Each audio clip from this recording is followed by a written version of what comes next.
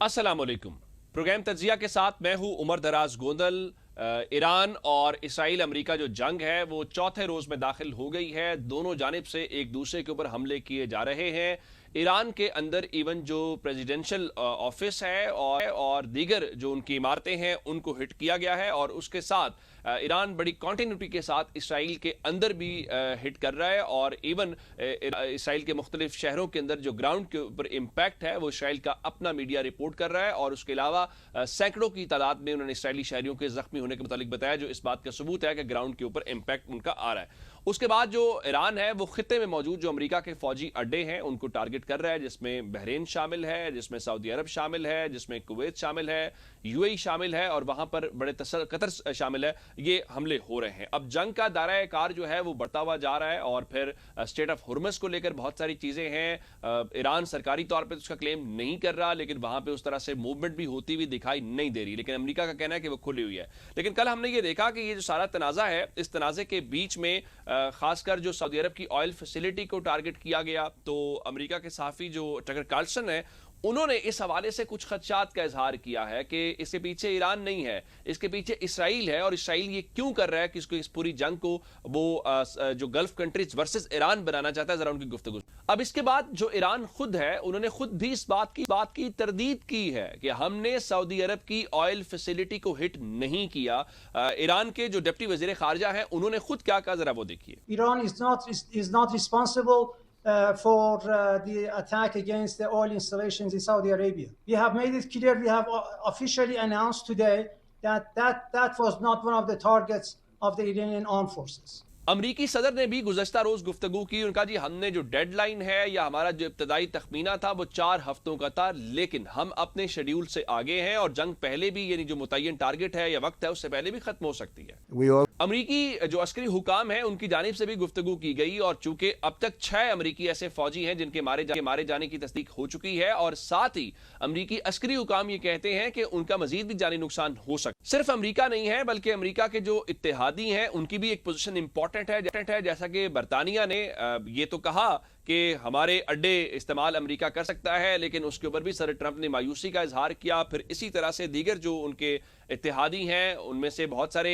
शायद उस तरह खुल के भी अमेरिका के साथ नहीं आए। लेकिन नेटो जो एक बड़ा इत्तेहाद है, उनके सेक्रेटरी जनरल का क्या मौकिफ है, वो क्या समझते हैं, क्या वो अमेरिका के साथ इन स्ट्राइक्स में आएंगे, उतरेंगे, नहीं उतरेंगे, जरा उनकी गुफ्तगू। पाकिस्तान का भी एक मौकिफ है, चूंकि ईरान हमारा हमसाया है, ब्रादर इस्लामी मुल्क है, और इसी तरह से जहां जहां हमले हो रहे हैं वो भी हमारे ब्रादर इस्लामी मुल्क है, और पाकिस्तान बड़ी एक वाज़े प्रिंसिपल पोजीशन लिए हुए। आज पाकिस्तान के डिप्टी वजीर आजम और वजीर खारजा इसाक डार ने गुफ्तगू की, और उन्होंने पाकिस्तान के रोल से मुतालिक बताया, और फिर किस तरीके से हमने सऊदी अरब के साथ जो दिफाई मुआहदा है उसके तहत ईरान से क्या गारंटी ली, क्या कुछ किया, उन्होंने क्या ऐवान को बताया, जरा वो देखिए। हम सऊदी अरेबिया के साथ एक स्ट्रेटेजिक म्यूचुअल डिफेंस एग्रीमेंट कर चुके हैं। मैंने उसको मद्देनजर रखते हुए सऊदी अरेबिया से फौरी सेंसिटाइज किया अपने भाइयों को जो लीडरशिप में है ईरान में कि please keep that in mind. उन्होंने कुछ एश्योरेंसेस मांगी, मैंने एश्योरेंसेस लेके दी। यू कैन सी अल्हम्दुलिल्लाह आपने देखा कि गालबन जो मिनिमम इस वक्त जो आपस में कुछ रिएक्शन है वो सऊदी अरेबिया और ओमान के खिलाफ नहीं हुआ। अब ये ओवरऑल सर ये आने वाले दिनों के अंदर अभी ये मंजरनामा मजीद क्या इसमें कोई खतरात बढ़ जाते हैं, पाकिस्तान के पास क्या ऑप्शंस हैं, और क्या अमेरिका अभी इसी तरह चलेगा, और ईरान किस हद तक जो कह रहा है कि हमने एक लंबी जंग की तैयारी की हुई है, इसके ऊपर हमने बात करनी है। आज हमने मुख्तलिफ मेहमानों को दावत दी है। प्रोग्राम के पहले हिस्से में हम बात करेंगे air commodore retired Khalid Chishti साहब से, उन्होंने हमें ज्वाइन कर लिया है। खालिद चिश्ती साहब, आपके वक्त का बहुत शुक्रिया। मैं जानना ये चाह रहा हूँ कि ये जो जंग की ज़ाहिर मुख्तलिफ डायमेंशंस हैं जिसमें वो न्यूक्लियर प्रोग्राम की बात कर रहे हैं, और पर्टिकुलरली हमने कल देखा कि जो गल्फ ऑफ ओमान है उसमें वो बता रहे हैं जी ईरान के जो जहाज थे या वो दिखाई नहीं दे रहे, डूब रहे हैं, और बार बार कहा जा रहा था कि ईरान की नेवी को हिट करना, इसके पीछे क्या पर्पस था भला? जी बहुत शुक्रिया उमर गोंदल साहब, आपने इनवाइट किया। देखिए 3 अगर सर्विसेज हम लें, हवा, जमीन और समंदर, तो तीनों सर्विसेज में से अगर ये आर्मी, नेवी और एयरफोर्स लें तो एयरफोर्स पर ईरान ने बहुत ज्यादा काम नहीं किया। एयर के मीडियम पे जरूर काम किया, और वो हैं बैलिस्टिक मिसाइल्स और क्रूज मिसाइल जो बुनियादी तौर पर। जमीनी सतह पर जो लैंड फोर्सेज हैं उनको कोई मुझे थ्रेट ऐसा नहीं लगता कि उनके बॉर्डर पर कोई हमला हो जो उनको थ्रेट हो इमीडिएटली, जिसकी वजह से उन्होंने लैंड फोर्सेज पर, ऑल्दो उनकी 4-5 लाख के करीब फोर्सेज हैं, कोई 1.5 लाख के करीब उनकी आतिश है, 3.5 लाख के करीब वो है, 1.5 लाख के करीब पासदारान इनकलाब हैं, तो उन पर काम तो बहुत हुआ है, लेकिन मेन उनको सॉरी मेन उनकी जो स्ट्रेंथ है और जो उनको थ्रेट है वो समंदर की तरफ से है। और इसी वजह से आप देख रहे हैं कि अमेरिका एयरक्राफ्ट कैरियर ला के उसने एक नहीं दो खड़े कर दिए रीजन में, एक इजराइल को प्रोटेक्शन कर रहा है, एक अपना कर रहा है, फिर बहुत सारे डिस्ट्रॉयर्स हैं, तकरीबन 12-13 के करीब जो डिस्ट्रॉयर्स हैं वो इसी पर्शियन गल्फ, ओमान गल्फ के अंदर और स्टेट ऑफ हॉर्मज के नजदीक खड़े हैं बुनियादी तौर पर। और वो जाहिर है उनको एक बहुत बड़ी थ्रेट है जब एसेट्स अपने लेकर आ रहे हैं अमेरिका के पास, तो जाहिर है समंदर के अलावा अप्रोच करने के और हवा से अगर वो अप्रोच करते हैं तो उनको डिपेंडेंसी करनी पड़ती है दूसरे नेबरिंग मुल्कों का, मिडल ईस्ट पर, जॉर्डन पर और इवन यूरोप पर। तो आई थिंक सबसे ज्यादा उनको श्योर लगता है कि अपने एयरक्राफ्ट कैरियर लाएं। तो जब वो एयरक्राफ्ट कैरियर लाते हैं तो जाहिर है सबसे ज्यादा रेजिस्टेंस उसको बहरिया से मिलती है जो ईरान की है। तो I think that is why उनको कहा जा रहा है कि हमारे लिए मेन थ्रेट जो है वो ईरानियन नेवी है।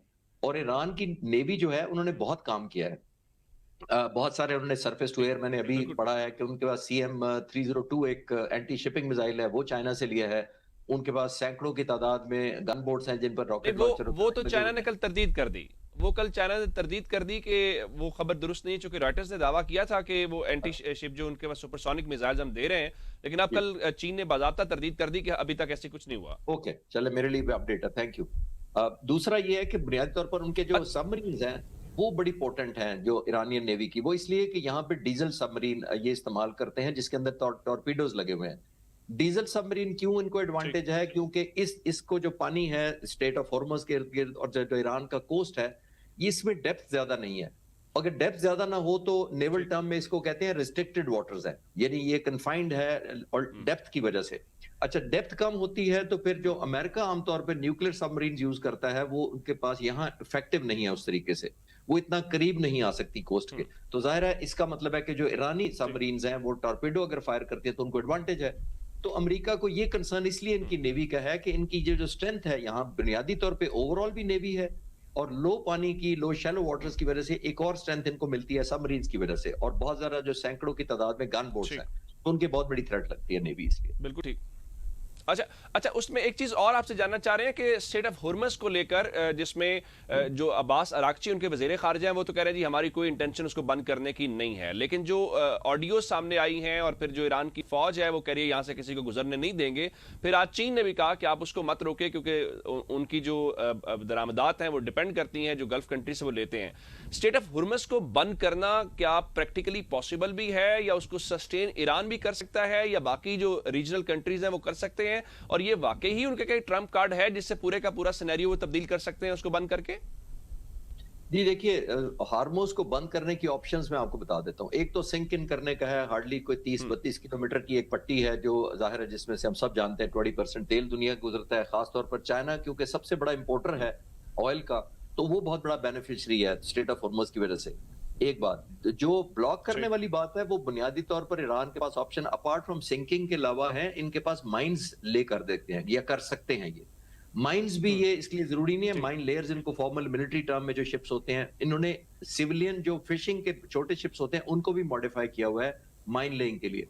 जब माइन लेइंग का क्या होता है कि आपने जब माइन ले कर दिया तो आप अनाउंस कर दे कि हमने ब्लॉक कर दिया, आप जो शिप आएगा जाहिर है माइन से टकरा कर डिस्ट्रॉय हो सकता है। लेकिन आपने ठीक कहा कि उनके फॉरेन मिनिस्टर ने भी कहा कि उन्होंने फॉर्मली अभी तक नहीं ब्लॉक किया, लेकिन जब से उन्होंने थ्रेट करना शुरू किया है और अमेरिकन और ब्रिटिश शिप पर फायर किया है, उसकी वजह से मैं अभी सुबह डाटा कंफर्म कर रहा था, तकरीबन 150 जो कैरियर हैं, कार्गो के शिप्स हैं, वो हार्बर हुए हुए हैं इस एरिया में, जो मूव नहीं कर रहे स्टेट ऑफ हॉर्मज के थ्रू, क्योंकि जो इंश्योरेंस कंपनियां उन्होंने कई गुना अपनी इंश्योरेंस बढ़ा दी है, और डेनिश कंपनी ने तो अपनी शिपिंग कैंसिल कर दी है तमाम की तमाम। तो बहुत सारे और मुल्क भी सोच रहे हैं, तो ये ईरान पार्शल अपना मकसद हासिल करने में कामयाब हो गया है, और एक दुनिया को उसने इनिशियल झलक बता दी है कि अगर स्टेट ऑफ हॉर्मज अगर फॉर्मल नहीं बंद किया तो ये हालत है, और अगर किसी तरह माइंस करके बंद कर दिया तो फिर ट्रैफिक का, ऑयल प्राइसेस का और ओवरऑल वर्ल्ड इकोनॉमी का बहुत बुरा असर पड़ेगा। ठीक।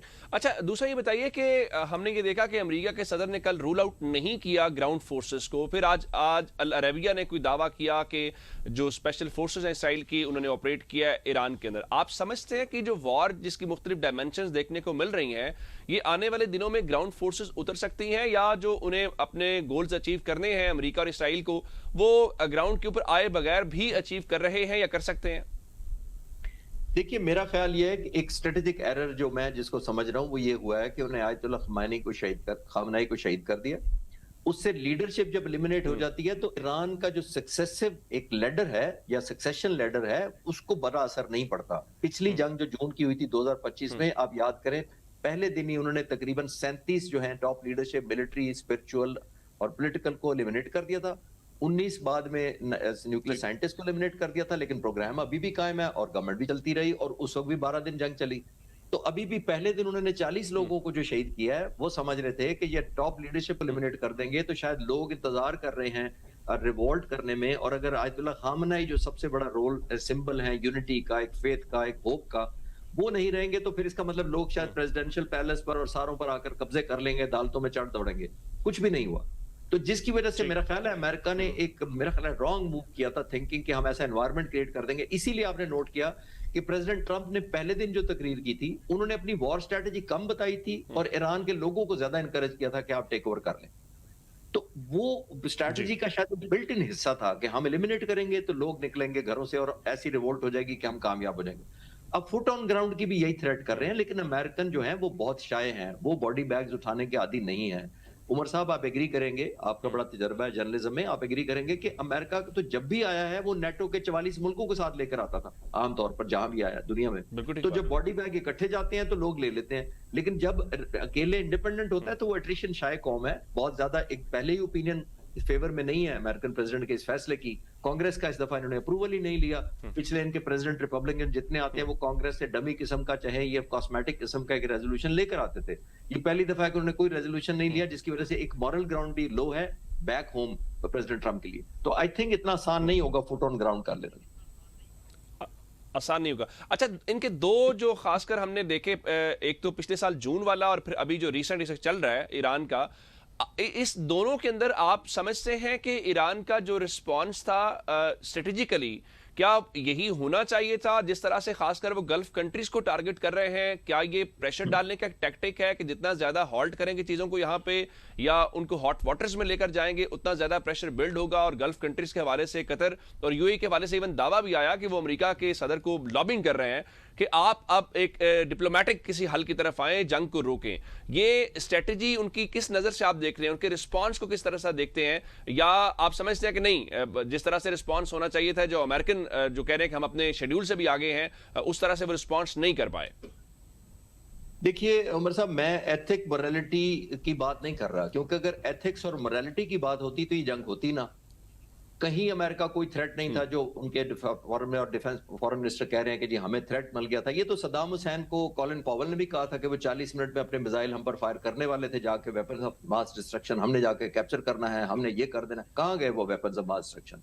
अभी भी ईरान का कोई ऐसा वेपन, मैं इतने दिनों से स्टडी कर रहा हूँ ईरान को, कोई वेपन 2,500-3 हजार किलोमीटर से तो आगे है ही नहीं। इसराइल तक कवर करता है और कहीं है नहीं। नंबर वन, वो जो आप कह रहे हैं कि ये इन्होंने एज पर स्ट्रेटजी किया, आई थिंक एथिक्स मोरालिटी को तो एक साइड पे कर देते हैं। वो इसलिए कर देते हैं कि हम सारे अपने व्यूअर से आप बैलेट और वोटिंग करवा लें कि अगर दो मुल्कों का हम दोनों नाम लें कि किसके पास कंफर्म्ड न्यूक्लियर वेपन्स हैं, तो किसको वोट देंगे कि किसके पास कंफर्म है? मैं इजराइल और ईरान कहता हूं, तो जाहिर है सारे हम एग्री करेंगे कि इजराइल के पास न्यूक्लियर वेपन है। इजराइल के पहली बात, ईरान ने एनपीटी साइन किया हुआ है, इजराइल ने नहीं किया हुआ। इंटरनेशनल एटॉमिक एनर्जी कमीशन के एक्सेस दिया हुआ है, ईरान ने दिया हुआ है, कई दफा इंस्पेक्शन करा के नो ऑब्जेक्शन चिट ली हुई है, इजराइल ने आज तक नहीं किया हुआ। तो वो एथिक्स और मोरालिटी पे वो मुल्क चढ़ दौड़ रहा है न्यूक्लियर के नाम पर जिसने खुद कभी अबाइड बाय नहीं किया। एक बात, छोटी सी मिसाल आपके व्यूअर बेहतर समझ पाएंगे। मैं हाइपोथेटिकली एक सिचुएशन बताता हूं कि अगर ईरान किसी तरीके से कनाडा के किसी एयरबेस को यूज करके हमला कर दे अमेरिका के ऊपर, तो अमेरिका कनाडा के उस बेस पर हमला नहीं करेगा क्योंकि ईरान का तो हमला नहीं हुआ, क्योंकि तो कनाडा का यूज हुआ एयरबेस। अमेरिका समझेगा कि अगर ईरान ने यहां से हमला किया तो उस बेस को ही हम नॉकआउट करेंगे। ये एथिक्स मोरालिटी से हट के मैं बातें कर रहा हूं। मोरालिटी की किताब अगर एप्लीकेबल होती तो फिर इतना कुछ पहुंचता ही ना। तो फिर वही जैसे कहते हैं ना कि ईरान के पास चॉइस क्या है, उसकी एग्जिस्टेशनल थ्रेट है, उसको सर्वाइवल की है, वो अपनी बका के लिए लड़ रहा है। वो हर इस चीज को करेगा जो उसको लगता है कि अगर उसके वॉर फाइटिंग मशीनरी को जनरेट करती है या कैपेबिलिटी को उनकी एनहांस करती है उनके खिलाफ। और पता लग रहा है कि इन बेसिस को इस्तेमाल किया गया है। जॉर्डन में कोई एक हफ्ता पहले 52 फाइटर जहाज खड़े थे C-17 जहाजों के साथ, C-130 ट्रांसपोर्ट के साथ। चाइना का एक सैटेलाइट की मैं पिक्चर देख रहा था जॉर्डन के वफाक एयरबेस पर। अगर वहां से वो होकर हमलावर होते हैं तो अब क्या करेगा ईरान? میں اب آپ سے کمانڈور صاحب یہ جاننا چاہ رہا ہوں کہ پاکستان کا پرسپیکٹو بھی امپورٹنٹ ہے. ظاہر ہے کہ ہمارے بارڈر کے اوپر چیزیں ہیں, تو ہم اس حوالے سے ہمارے لیے کیا سگنل یا پیغام ہے, کیونکہ افغانستان والے بارڈر کے اوپر آلریڈی چیزیں چل رہی ہیں, پھر انڈیا تو ہر وقت ہی ہمارے لیے ایک تھریٹ ہوتا ہے. اس حوالے سے کیا کہیں گے؟ دیکھیے نیکسس تو بڑا نظر آ گیا نا کلیئر. 24-25 کو انڈین پرائم منسٹر اسرائیل جاتے ہیں, وہ مور دین اے بردر کہلواتے ہیں, وہاں پہ کولیبریشن کرتے ہیں, ہیکساگونل الائنس کی بات کرتے ہیں, جس میں باقی 6-7 ملک تو بعد میں شامل ہوں گے, اس میں 2 شامل ہیں جی, اسرائیل اور انڈیا. اور اگلے دن آپ دیکھتے ہیں کہ افغان یا طالبان جو ہیں وہ 52 جگہوں پر پاکستان پہ حملہ آور ہو جاتے ہیں. ان کی کوئی کیپیسٹی تھی نہیں کہ وہ سسٹین کر سکیں, تو 52 حملہ آور ہو کے تو انہوں نے خود کیا کرنا تھا, انہوں نے بنیادی طور پر پاکستان کی فورسز کو obligatory کر دیا کہ ہم ہٹ بیک کریں, جو کہ ہم نے کرنا تھا اور ہم جسٹیفائڈ ہیں, نمبر 1. اور ایک دن کے بعد اسرائیل اور امریکہ مل کر ایران پر کر دیتے ہیں. تو آپ کنیکٹ کر لیں ڈاٹس, اس میں راکٹ سائنس تو ہے نہیں کہ جو کانسپریسی تھیوری چل رہی ہے کہ پاکستان کو ادھر انگیج کرو یا ڈیلیوٹ کرو اور اپنے مقاصد ادھر کرو, اور تھرڈ بارڈر پاکستان کا جو ہے ظاہر ہے وہ بھی ایک چیلنجنگ سچویشن میں چلا جاتا ہے اس طرح. بالکل ٹھیک. خالد چشتی صاحب کی آپ نے گفتگو سنی, انہوں نے اپنا دفاعی تجزیہ دیا. پروگرام میں وقت ہو گیا بریک کا, ان کا شکریہ ادا کرتے ہوئے آگے بڑھتے ہیں, اور جب واپس آئیں گے تو پھر اسی سلسلے کو ایران کے حوالے سے گفتگو کریں گے.